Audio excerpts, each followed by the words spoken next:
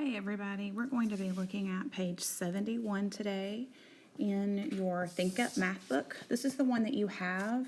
We haven't been using it because all of my students did not receive one at the beginning of the school year, and we all have our Think Up math books now, so we're going to be working from those. So if you could go get your Think Up math book and turn to page 71, that would be really helpful for you.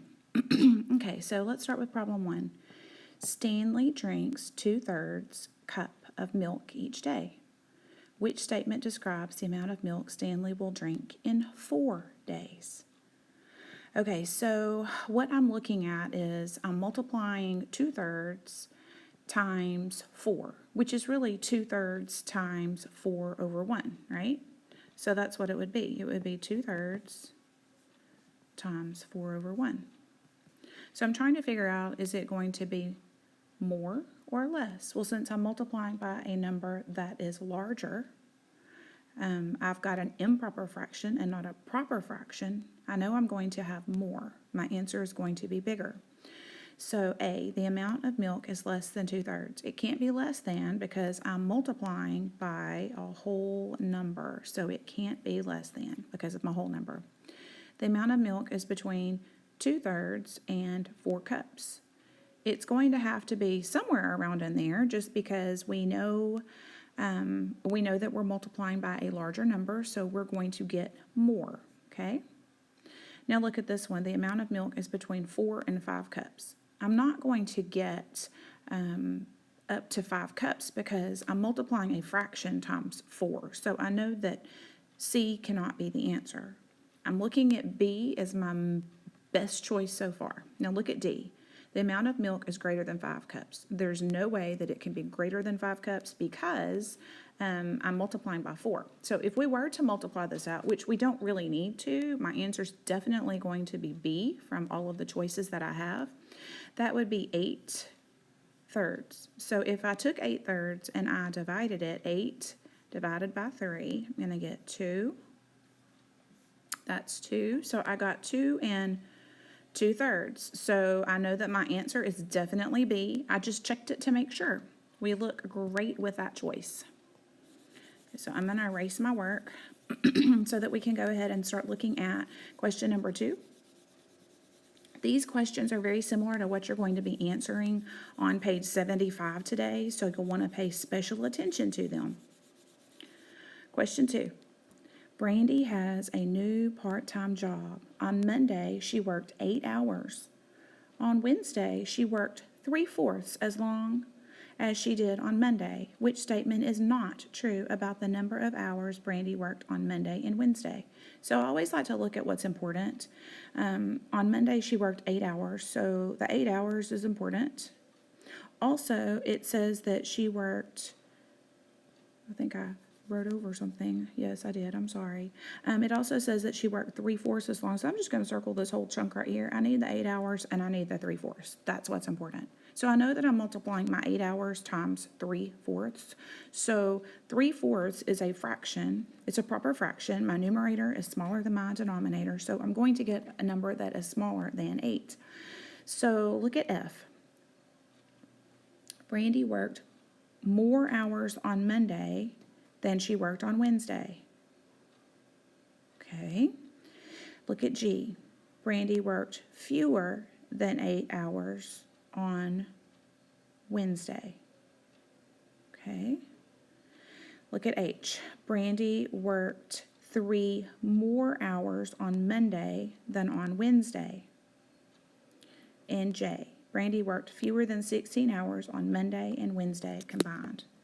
Okay, so looking at all those answer choices, I see I probably need to go ahead and work through my problem. So what I'm going to do is I'm going to take my 8 over 1, and I'm going to multiply that by 3/4 just to kind of see what I end up with. 8 times 3 is 24 over 1 times 4, which is 4, and I know that 24 divided by 4 is going to be 6, okay? So my answer is going to be 6.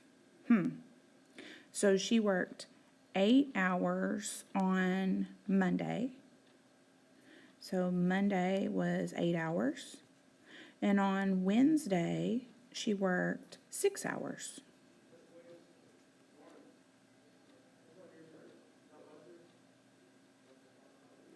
So look at your question again. It says, which is not true about the number of hours she worked on Monday and Wednesday. So if I subtract those, just to get a difference, I'm going to get 2 hours.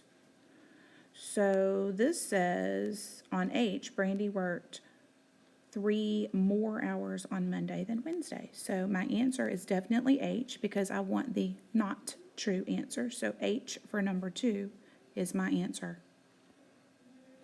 Now that one's a little bit confusing, only because they have the not in there and we're looking for a not answer, okay? So that's going to be the reason that you need to pay special attention to all of these questions, because you're going to have some of them that want the specific answer and some of them that actually only want the not answer. So there were a lot of right answers there. It's very confusing. Number 3, Shaniqua began with the number 240. She multiplied the number by 7/5.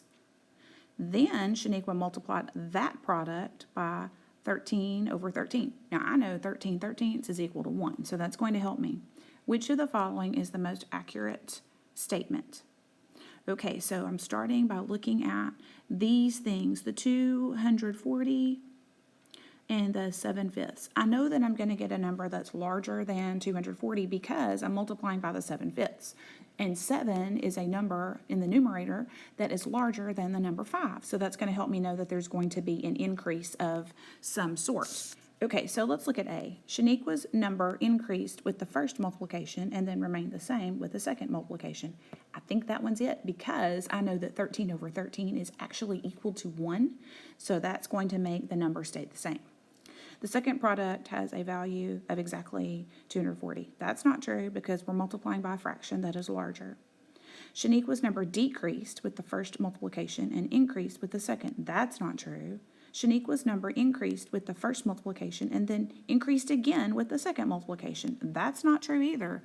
So my answer absolutely has to be A on number 3. Okay, look at number 4. Jonah's team constructs scale models of robots for a competition. Model A is 3/4 the size of the original robot. Model B is 5/6 the original size. Which of the following most accurately represents the scale models to the original robot?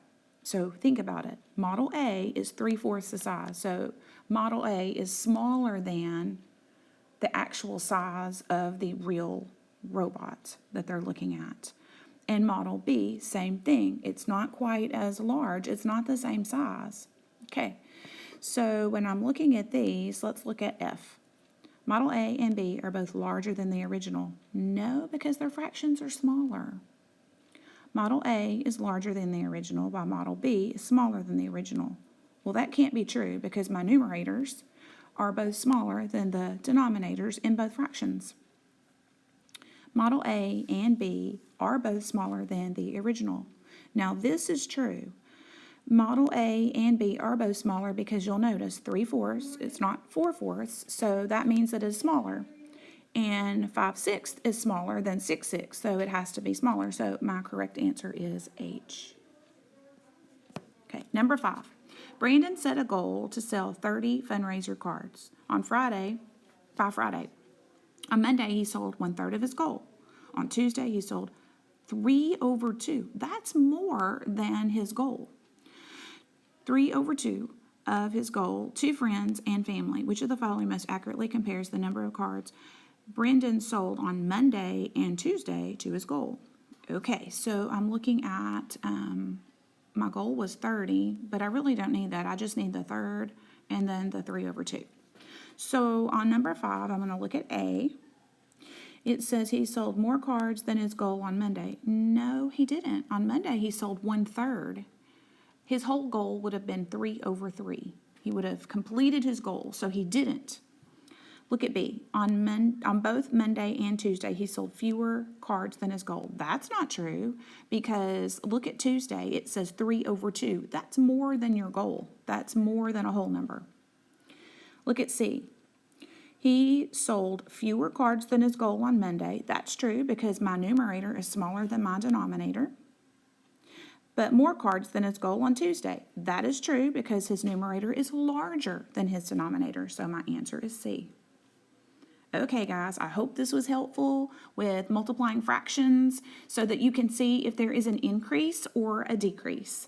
Now, you're going to need to go to page 75, work in your book, and then you're going to put your answer choices in the Google form that was provided for you for today. Thank you. Bye-bye.